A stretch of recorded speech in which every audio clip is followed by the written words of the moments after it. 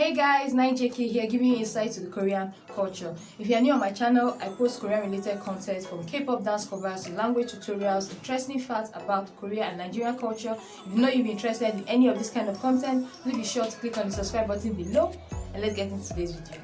So now, you probably received the news that you're going to South Korea or you've gotten a scholarship and stuff like that. But wait, there's some things you need to know and pack before you get there. So if you'd like to know all these things, please be sure to wait till the end of the video. So the first thing you need to know about South Korea and your country is the time difference. Now for those of us in Nigeria, South Korea is actually 8 hours ahead of us. So one tip I can give you is if you have time, like a week before your trip, try and sleep like when they are sleeping so that you will not get too tired, because when I went to South Korea, by the time they are sleeping, me I'm awake. By the time they are awake, I'm feeling sleepy. So I was tired throughout the day. If you know you are going to South Korea and you know you have time on your hands and you're in Nigeria here, know that they are 8 hours ahead of us. So try and sleep or schedule your sleep. Maybe if you are supposed to be sleeping around 10:15, try and sleep at the time when you know that it's night there, so that you will not get too tired when you get there. So another thing you need to know is the weather. Now South Korea has like 4 seasons, 4 major seasons there. There's the cold season, winter, where there's snow, it's falling all the time and it's very cold. So if you are traveling at that time, be sure to get yourself a winter jacket. Don't be carrying spaghetti shirt or sleeveless clothes up and down. You will freeze.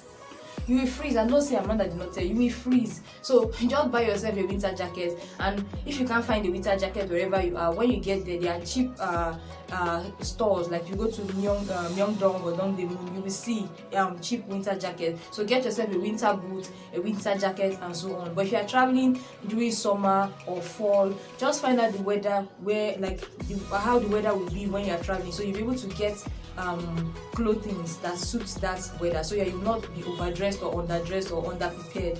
Another important thing you need to know is the value of their currency. Now South Korea uses Korean won, and here we use naira. I'm talking about myself in Nigeria here. So the one thing you need to know is that if you go to South Korea and you carry naira, it's only you that will spend it, and you spend it on yourself, because nobody will exchange naira for you. So the thing you need to do is to change your naira to dollars from here. Then when you get there, you can actually change dollars to Korean won. Another thing you need to take note of is when you are about to purchase something, they might actually tell you the price in dollars. Does not mean you will give them dollars when you are paying. You have to give them the equivalent of that dollar in Korean won. For example, now $1 is 1,000 won. $1 is 1,000 won. So if, like, when I wanted to buy something when I was in Korea, I used to or is it, how will I explain it now, like, know the equivalent of what I'm about to buy in naira, so that I'll know if I'm spending too much or not. Now I went online and I found out, like, right now what the exchange rate is. I found out the current exchange rate. So if you are traveling to South Korea now from Nigeria, $100 is about 41,200 naira. So if your budget is about $100, you are carrying $100, that is 41,200 naira. Then when you get there, you see something that is $10 or 10,000 won. Common sense should tell you that you should, check the equivalent to see if that thing is actually worth the price you're about to pay. When you get there, actually $10 to them is just like cheap. It's very cheap. So there was a particular bag that I wanted to buy, and they were like $10. When I calculated the money, that time I traveled, dollar was about naira to dollar, the exchange rate was about 400 naira, and I'm like, why will I buy this thing for 4,000 naira? Like, it's not worth it. And people were like, it's not expensive, it's not expensive. And I'm like, it's not expensive, it's not expensive. Me, I know that it's expensive to myself, I cannot buy it. So, but when to avoid spending above your budget, try and always know the equivalent of what you're about to spend or what you're about to buy, so that you know, like, your price range. Another thing you need to know is that Korea uses this is it type A or type C and type F socket. So in Nigeria here, you will notice most of our chargers or the extensions or the things that the electrical appliances that we use come with 3 ports, like 3 mouths, 3 fans. But in South Korea, it only has 2 fans. Okay, so if you are going to South Korea, you need to get yourself an adapter that you can plug your 3-mouth charger into, then before you now plug your 2-mouth charger into the wall. Like for me, all this thing I'm telling you guys, I did not do research. They told me I was going to Korea, and I just carried myself and put everything in and just left. So it's when I got there, because I stayed in we stayed in the Olympic Parktel Hotel. So I discovered that I didn't have, because I wanted to plug my phone. I checked around the room, I could not find. So I was told to go to the reception desk at the hotel. When you get there, you tell them that you need an adapter, like a 2-mount adapter. They will give you, but you have to pay $10 or 10,000 won. That is the equivalent. That is how much it actually costs. But the good thing is, if you remember to return the adapter to them, they will give you back your money. But if you don't remember, you have bought it, so carry it and go to your father's house. So me, I remembered, but I gave it to them. But the only problem I faced was, by the time I was coming back, when we had the layover, they call it, in Istanbul, I wanted to charge my iPad so I can call my mom that I was in Istanbul and we were waiting. I could not find where to plug this in, and I asked some people, they're like, there's no space. So I had to actually now buy it again. So that time it was 400 naira. So 400 times 10, that is how much. People should know how much I bought it. So it was actually paining me that I could spend that amount of money. I bought socket without wire. Like, there's no wire and I bought it like that. But what could I do? I had to buy it. So if you know you are traveling to South Korea, please be sure to get yourself that adapter. There are currents about 220 volts, which is the same thing in Nigeria. So you don't need to buy something that will step down the current or step it high. You just need that 2-mount charger. So once you've gotten that, you've gotten your passport also. Make sure your passport is not expired. Let me now tell you, if you are in South Korea and you are a foreigner, make sure you carry your passport. Even whatever country you go to, you should be carrying your passport all around, just because of, situations that can happen. And if you're afraid of carrying your passport all around, make photocopies. You can make as much as many as you can. Paper is not expensive, so make a lot of photocopies and put them in different bags. So now maybe you are carrying this bag today, you're carrying this bag, get a photocopy of your passport and put it inside, so that in case maybe you get lost or you need to identify yourself, you can show them the photocopy of your passport, and then if they need to see the original, they can take you to your hotel, or you can actually bring the original to them. And another thing you need to do is learn basic Korean phrases. Now, even though people might not want to really answer you if you are speaking English to them, because not everyone in Korea can speak English, you need to be able to learn basic phrases. Now, if you'd like me to do a video about some basic phrases that you would need in South Korea, please leave me a comment in the comment section.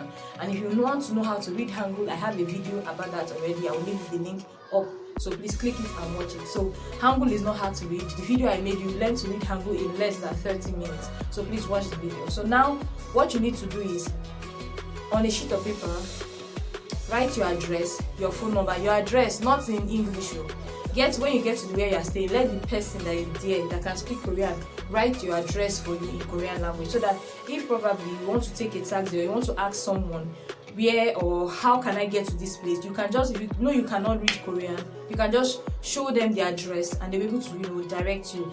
Another thing you need to know is that you don't need to show everybody your information for security purposes. So if I were you, what I would do is to, even if it's a sheet of paper, I want to write everything, a sheet of paper, give a little space, so that by the time you want to show somebody the address, you can just fold it and show the person what the person needs to see. So for example, if you are entering a taxi, you want to go to Seoul, or you want to go to somewhere in Seoul and you don't know the address or how to say it in Korean, you can just open the paper and show the driver the address, and the person will take you there. Now remember that Koreans don't really know what is the Romanized version. The Romanized version is us that we are learning Korean, that we write it. So don't show them Romanized version.